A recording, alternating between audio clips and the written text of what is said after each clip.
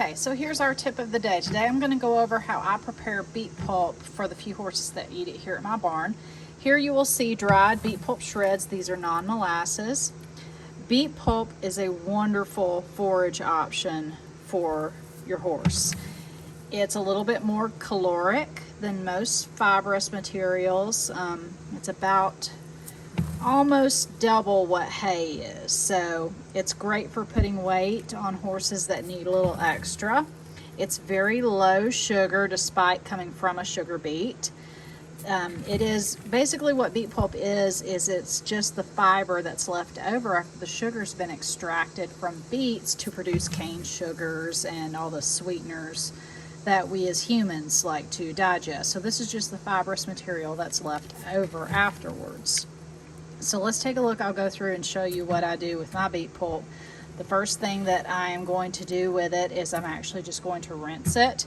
You always want to rinse, soak, and then rinse until clear with beet pulp, because that way you're removing any excess iron and impurities that can be in the beet pulp, because they don't put a lot of preparation into bagging it up for you.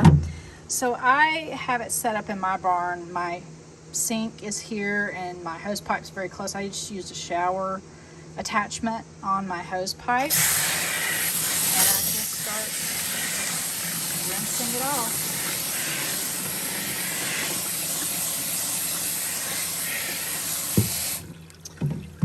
So that's just my first rinse. I mean, look at that. That's kind of gross, right? That's just the first rinse off. So what I do after I do this is I'll actually transfer this to a clean bucket and soak it, and then we will come back. It doesn't take very long to soak, less than 5 minutes, since I'm using hot water in my barn. If you use cold water, it's probably going to take a little bit closer to 8 to 9 minutes.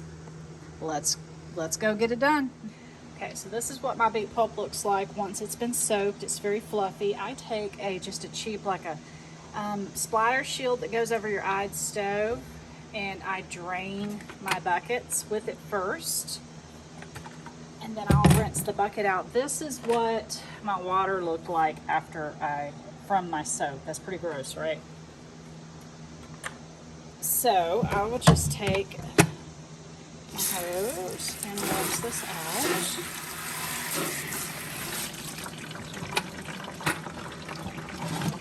Just start rinsing it, and I just kind of knead it like dough and pull everything in. So I'll get what's on the bottom as well.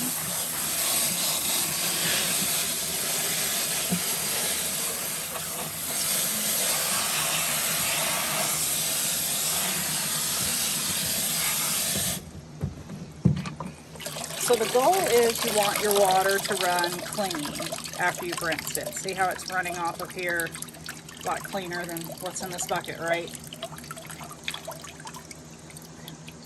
So I'm gonna set this to the side and dump my bucket real quick. Okay, so I've emptied my bucket just to show you what we're looking for. I'm gonna rinse this. I don't normally rinse again, but this is just to show you all the difference.